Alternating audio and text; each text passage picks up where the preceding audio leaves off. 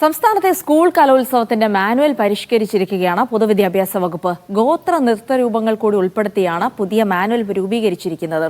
പലയിടത്തും സ്കൂൾ തല മത്സരങ്ങൾ കഴിഞ്ഞതിനാൽ പുതുതായി ഉൾപ്പെടുത്തിയ ഇനങ്ങളിൽ പങ്കെടുക്കാൻ കുട്ടികൾ കുറയുമെന്ന ആശങ്ക അധ്യാപകർക്കും വിദ്യാർത്ഥികൾക്കുമുണ്ട്.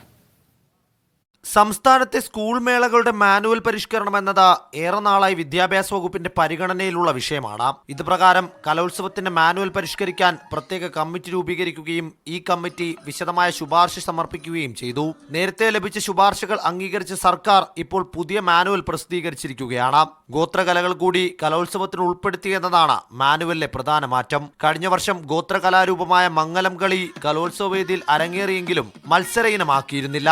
എന്നാൽ ഇക്കുറി ഗോത്ര നൃത്ത രൂപങ്ങൾ മത്സര ഇനമാകും. എന്നാൽ പുതുക്കിയ മാനുവലിൽ ഏതൊക്കെ ഇനങ്ങളാണ് ഗോത്ര വിഭാഗത്തിൽ നിന്നുണ്ടാവുക എന്ന കാര്യം വ്യക്തമാക്കിയിട്ടില്ല.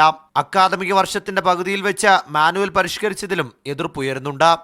2023 മാനുവൽ പരിഷ്കരിക്കുന്നതിനായി സമിതിയെ നിയോഗിച്ചിട്ടും 2024 സ്കൂൾ തലത്തിലുള്ള കലോത്സവങ്ങൾ നടത്തിയതിനു ശേഷം മാത്രം മാനുവൽ പരിഷ്കരിക്കുന്നത് വിദ്യാർത്ഥികൾക്കും അധ്യാപകർക്കും ബുദ്ധിമുട്ട് സൃഷ്ടിക്കും. പുതുതായി ഉൾപ്പെടുത്തിയ ഇനങ്ങളിൽ മത്സരിക്കുവാൻ വിദ്യാർത്ഥികൾക്ക് ഉള്ള അവസരം നഷ്ടപ്പെടുകയാണ് ചെയ്യുന്നത്.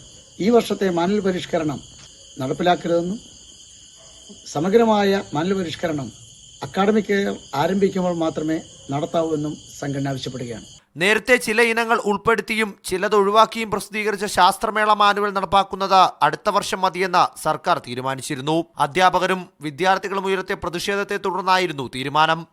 ഗോപാൽ ശീലാസനൽ, മീഡിയ 1, തിരുവനന്തപുരം.